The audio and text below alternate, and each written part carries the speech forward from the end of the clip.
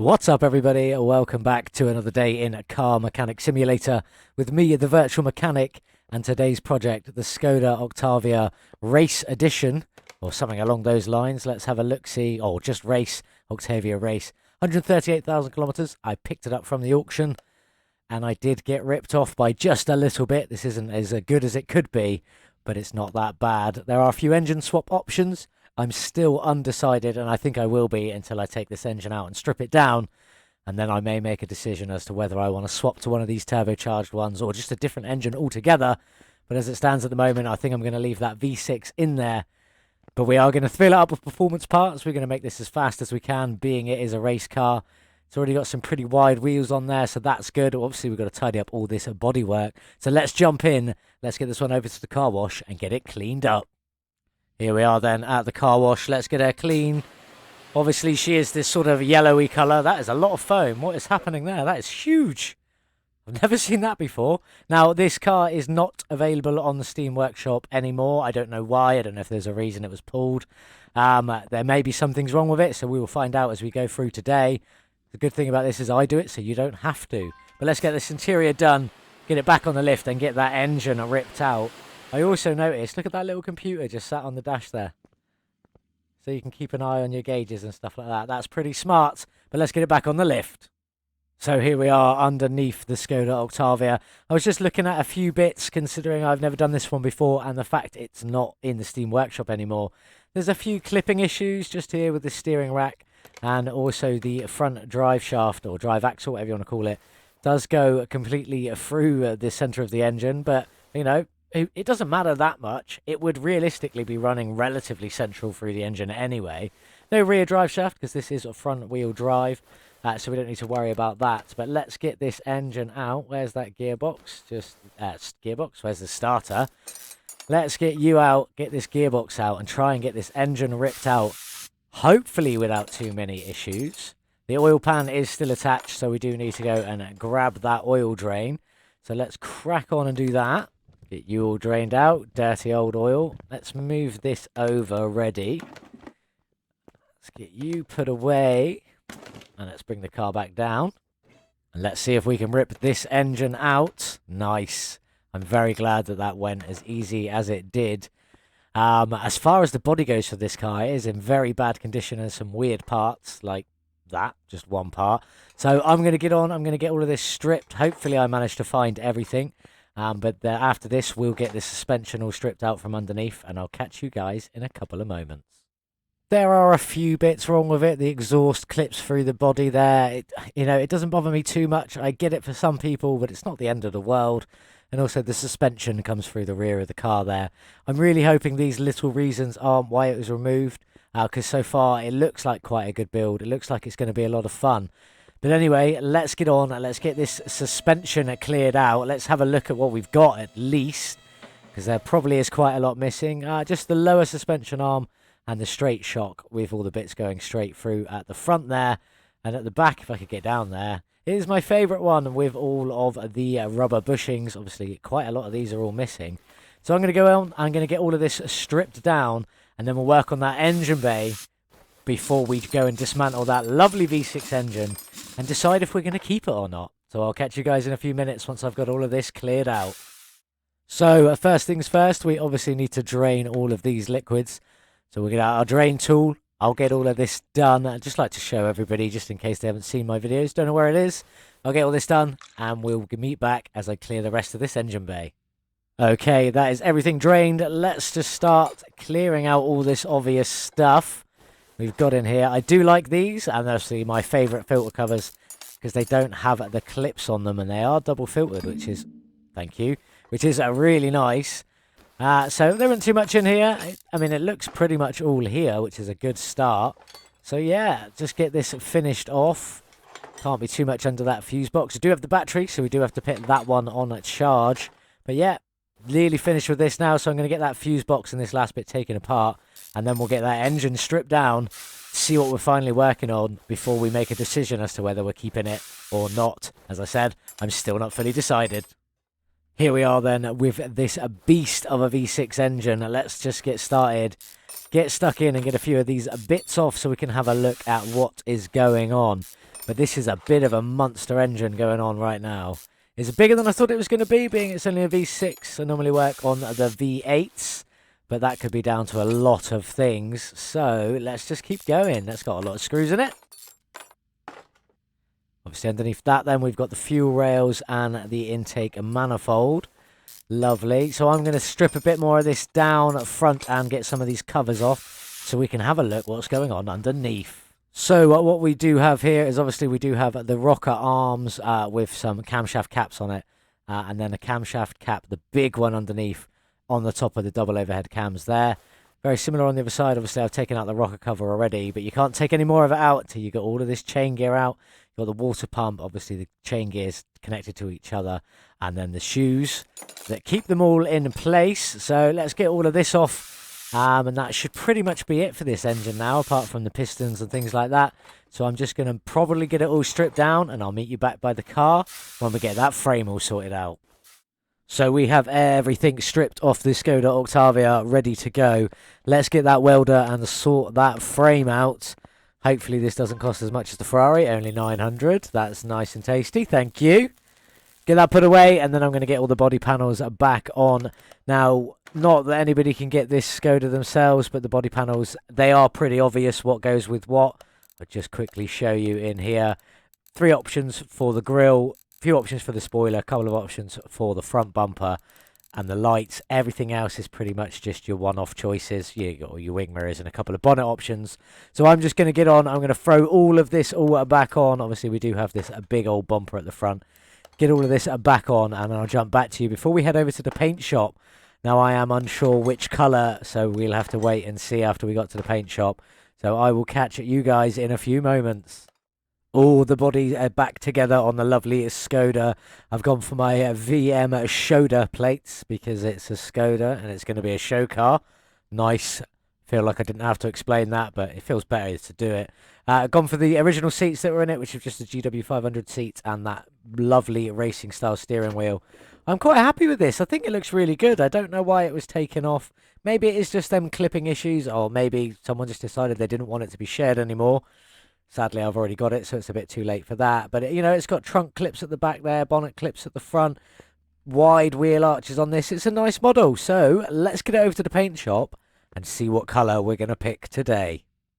No liveries for this one, so we've just gone for this sort of like mid to light racing blue. I'm going to call it a racing blue. It's not really, it's just a blue. I quite like how it looks. It's come out quite nicely. I'm feeling like today will be the day that Owen will get his white rims, because I completely forgot that white existed as a colour, and he pointed it out to me. But I think blue and white will go really nice on there, with a few white covers on the engines, and then probably just the dark chrome, because it is quite a dark engine bay anyway.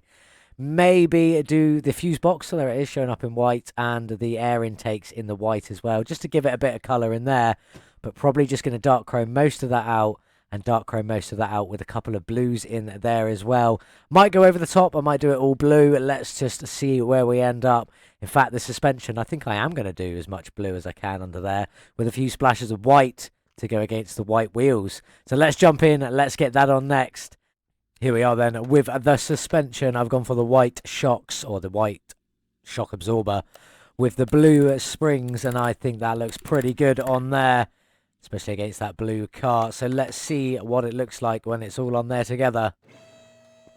Get the car up in the air. Let's get all of this going. Let's get this, start getting it back together. Now, I have gone for blue mostly in here with a bit of white, and then obviously the stuff that can't be painted, it just can't be painted. So let's see where we end up with this. Hopefully looking really good. I'm not 100% sure how this is going to turn out, because I didn't really pre-plan this too much. I just sort of got involved and got stuck in. I'm liking the blue and the white on there. I have gone for blue on the brake calipers, so we'll just quickly get to them and see how close they are before I just jump into the back and get the back sorted. Nearly. Let's have a look-see. That's not too bad. I'm quite happy with that, I'll be honest. That's not too bad at all. So I'm going to crack on and get the rest of this front end bit together here, and then we'll jump onto the back and we'll get all of that sorted. Here we are then at the rear end. Let's see what we've got going on here. Obviously, the cross member is in the blue there. Most of this is in the blue, looking pretty nice. Do have a couple of bits splashed in white here and there, just to make it look better. But all of these support arms here are in the blue. We do have, obviously, the white on the base of the spring clap and the blue spring on there, looking nice. Let's just throw that end link on there as well while we're here. Have I got enough bushings for this? Just. Need to go and buy some more bushings in a second. Then I've got, obviously, white shock absorbers looking lovely on there, and then this white arm. And that is pretty much it, obviously, apart from the brake caliper being in the blue as well. But I'm quite happy with that. I like it all together like that. I think it looks really sweet. So I'm going to get on and get this finished, and then we'll jump on and sort out that engine bay. There it is, looking lovely underneath there in that glorious blue and white. White bits here and there dropped in with a mostly blue is looking absolutely fantastic. But it isn't what we're here for right now. Let's get this engine bay sorted out. Hopefully I've got all of this ready to go in. But there is only one way to find out. Just start dropping it in. Now I wanted to do these in white, but they really didn't work. So I had to go with a blue. I thought I had already made it lighter to match everything else, but it's still too dark. So that is a bit unfortunate. I may swap them. I don't know if I really can be bothered to go in and change it. It's a lot of fiddling around just to match a blue. But for the fuse box, I did go for a white on that one. So that will stand out a little bit more. I have got my battery charged. So let's get the rest of this in. I'll get that fuse box done and sorted out. And then we'll get on and get the engine base at the engine bay. This is the engine bay. Get on and get the engine sorted after that. I am just going to stick with the V6 engine. Basically, I started repairing it and realised I wasn't sure if I was keeping it. And then I was like, well, actually, I do like a good V6. So we will keep that one. So that's going to come up next. I'll catch you guys over there in a few moments. So far, it's looking pretty good. I quite like the engine bay like that. The dark blue just actually separates it a little bit. So I quite like that. With the white fuse box, and then obviously underneath here you got the blue calipers, the white struts, and then blue calipers and the white support bits underneath there as well. Looking really good. I'm happy with how this has turned out so far, but let's jump on and let's get this engine sorted. Now I'll be honest, I haven't painted most of the engine. It's only the top section I've looked at painting today. I just wanted to get an idea of how the colour matching it works on these engines, because sometimes paint goes on them really great, sometimes it doesn't go on them at all, sometimes it's certain colours that don't work. So I just want to see it. I've painted some of the top sections in a bit of a white and a tiny splash of blue, but that may change before I get to there. So I'm going to crack on, get most of this done, and I'll see you guys when it's nearly finished and it's got some colour in it. So here's what we're looking at on this lovely V6 engine so far. These engine head covers are meant to be white, obviously, a tiny sliver of white on the end with this greyness on it. Sliver of white with some greyness. I have gone for white on the throttles, obviously blue on that intake manifold. I did want it to be white, but as with the air filters, it wouldn't let me paint it white either. Just totally, it didn't work, so blue they went. I did then decide to paint this cover here white, and then I thought I'd go for a slight contrast and just these two covers here in the blue, just to sort of real finish it off, not, you know, keep it a bit colourful, not just plain white. And then obviously just the belt and the belt tensioner to go on. And that is this engine finished, looking lovely. So it is now time to get this one dropped into the Skoda. Let's get it taken off the stand there. Let's go grab that engine crane and move it to the front of the car and get this engine in here. And it'll be nearly time to finish. Look at that, 100% engine, in it you go. Let's get you put away and let's have a look. That's pretty good. I'm glad that the air intakes match the manifold. I could not think of what it was called. My mind has not been working properly recently. But that is looking really smart.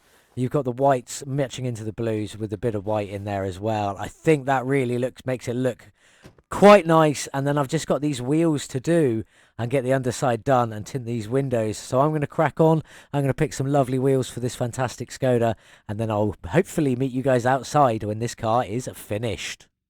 Here we are then with the wonderful Skoda Octavia Race Edition. All finished, looking great with these white rims with the blue brake calipers poking through. Now these are the rim 4A, so that they're darker on the inside and then paintable on the outside. hence I went for the white. They are a 285 width on this one on a 21-inch wheel with a 25mm profile. At the back, they are the same wheel, 21 at the 4A with a 21-inch. They are just 295 thickness with a 25 profile in there. Looking absolutely fantastic. Now, as I say, this car has been removed from the Steam workshop. I'm not 100% sure of the reasons why. I have no idea whatsoever. I didn't say well, no, I said 100% sure. Because, I mean, this isn't that bad. There's a few clipping issues here and there. Nothing special. Like, you can see the exhaust through there. You can see the suspension coming up through the car there. But it's not that bad at the end of the day. It's pretty good. The engine's an alright size.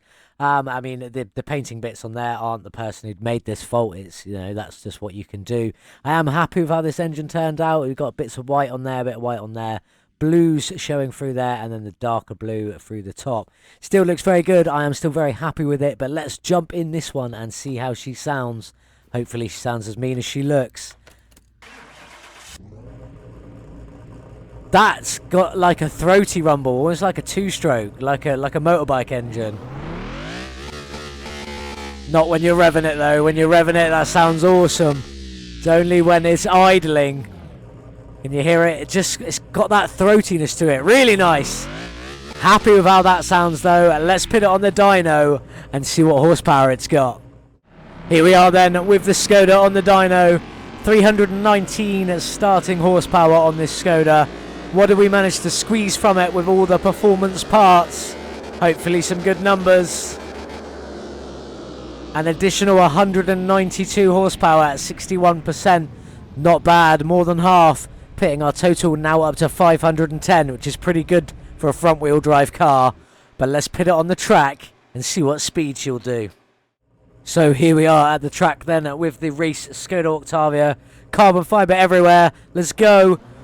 What speed will we get out of this?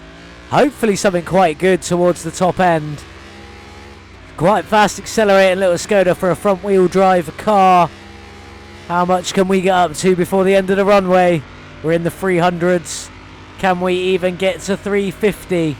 Come on, Skoda, you can do it. Smash that 350. There it is. 375. You can do it. No, you can't. 368 kilometers an hour. So here we are then for the final time with the Skoda Octavia. 368 kilometers an hour. Pits it 27th, beating this only just by 2 miles an hour, or 2 kilometers an hour, should I say. Very, very close, but the Skoda slightly faster. This is 27th. That is out of 50 cars, because this here today, although it's not my 50th episode on this channel, it is my 50th car on Car Mechanic Simulator. That's a small achievement, nothing too special, but I am quite happy with it. I'm happy with how this turned out. Anyway, let's jump in, let's have a look. I love the interior on this. Unfortunately, this isn't available for you to download anymore. As I said, I don't know why it has been removed from Steam. I'm not sure of the reason why, but it is really nice. I quite like it. It could be to do with a few of the things clipping through and stuff like that, but it doesn't bother me too much. That was, you know, it's all part and parcel. These are hard to design. People are going to leave small errors, especially with this. There was 3 models, came in with 1. But enough about that. Anyway, here's what I think of the car. I like the engine. I think if I built it again, I probably would swap it from the V6 to one of the turbocharged engines. I'm happy with the colour choices. I like the white wheels. I like the white accents on a few bits in the engine. And the carbon fibre mirrors that we've got dotted on there kind of match massively with the carbon fibre in the dash there. Looks really smart. Looks really cool. I am happy with it. Few facts and figures about this car. Now, obviously, I spent $24,644 buying this one today. Not the cheapest. It was a bit overvalued. I paid a little bit too much for it, but I've spent $48,765 sorting it out today, putting performance parts on it, giving it this lovely new paint job, and finishing it off. Putting our total spend at $73,409. So let's jump in and have a look. Obviously, we squeeze a bit more horsepower, but I wouldn't change to one of them engines if I did one again.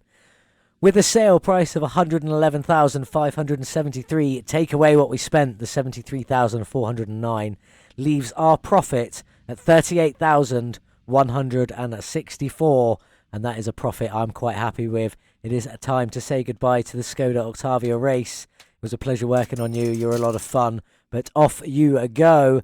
Let's have a look what we've got for tomorrow. tomorrow for the next video.